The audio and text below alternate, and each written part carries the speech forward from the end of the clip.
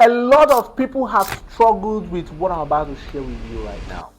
When it comes to pricing, when it comes to structuring price, especially in the creative industry, in the tech industry, when you're growing, when you are learning, they tell you there's money in tech, there's money in tech.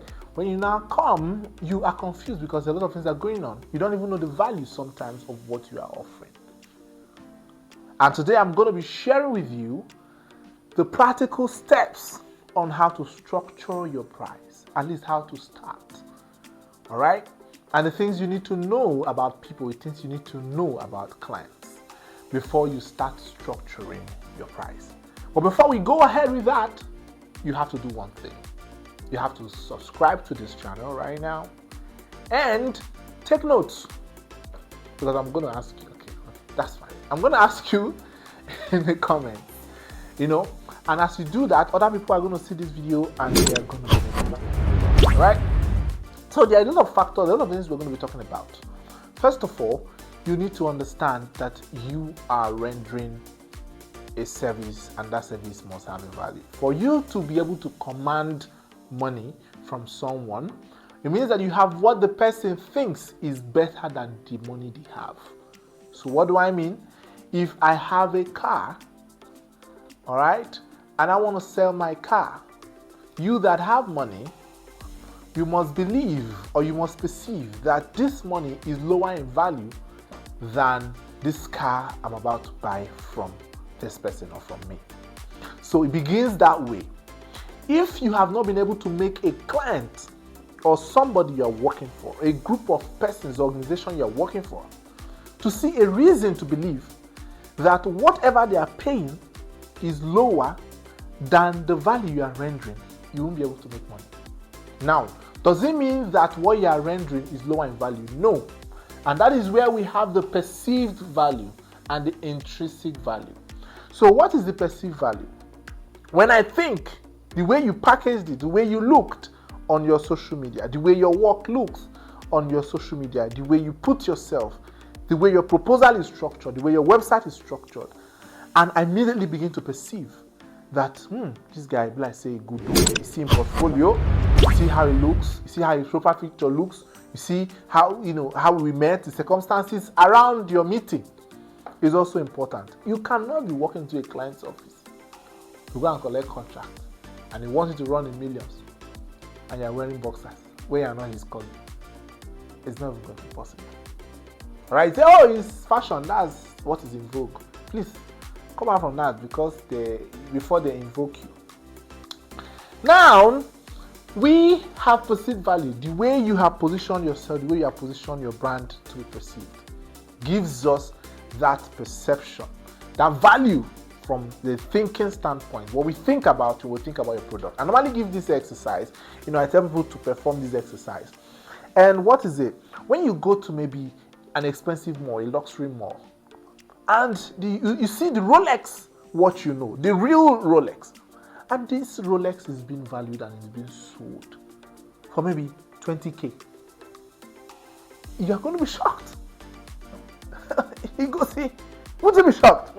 Why are you shocked? Because you perceived what you saw in the shop. It looks so nice, it looks so big.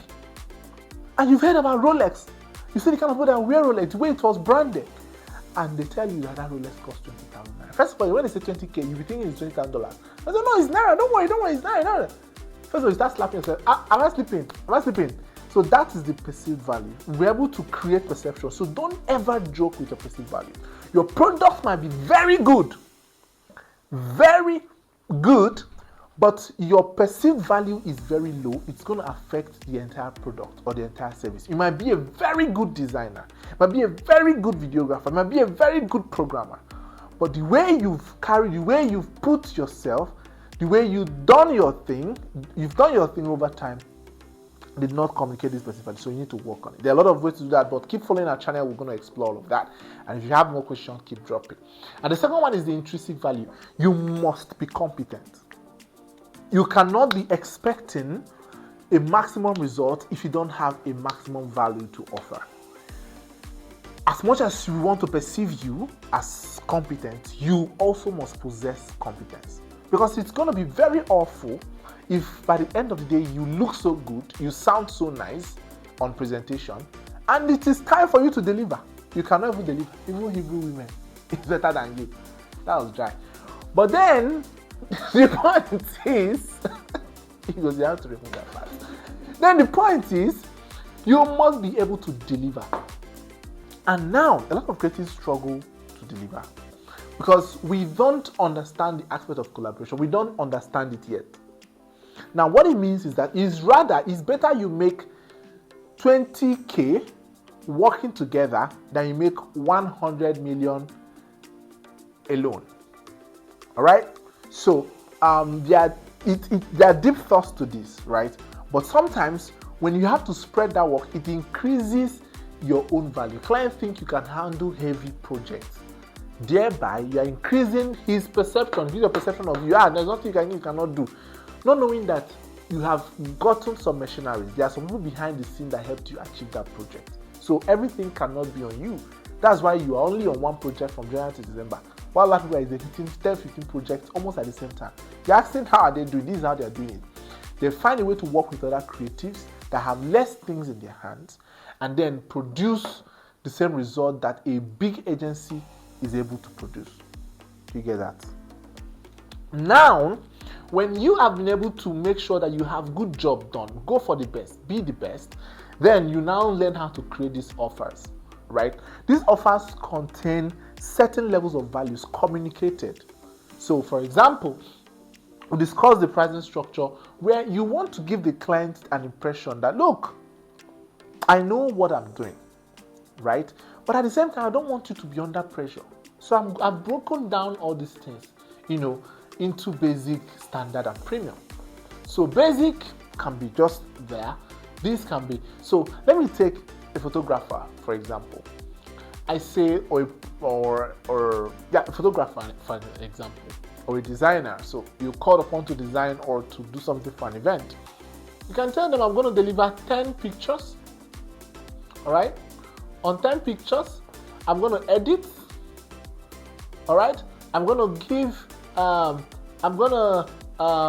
maybe give you a dedicated drive. There are a lot of values you can actually make out of a whole lot of this. All right. On the next one, you can say everything on package 1, I'm going to deliver it on package 2. Plus, I'm going to send a ride. I'm going to send a car to come and pick you. I'm going to give you an extra headshot. And all these things are not going to cost you even extra. Right? But you're going to do it. Now, let me use the last one maybe for a designer. Okay, I'm going to design the banner. I'm going to design all the heads of the speakers. I'm going to help you print. I'm going to get you this and that. I'm going to put your stuff in a dedicated folder. I'm going to send you a hard drive, and you have more value here. 5 times what is here. All right. You have made this client believe that if he's able to push himself to this point, he's going to get everything that is here. So you are breaking it down. So they see the qualities and the levels of value, and they will decide to go for some of these things that I'm not really talking about it here. These trade secrets. So now that is more reason why you have to like, share, and comment. So that is to say, if we're able to structure this way and make sure there is enough value in this, and you are able and capable to deliver it, at some point you might want to partner with some photographers, depending on who you are. You might want to partner with some designers here, depending on who you are, and communicate it to them either in writing. So you are able to deliver quality. You are able to deliver quality and in real time and enough value, and you make money. Now, if you deliver on premium, from that point going forward, it means that you start getting premium clients. Thank you very much, and this is going to be where we call it a wrap. If this video helped you, please don't forget to share and comment and subscribe. See you in the next one.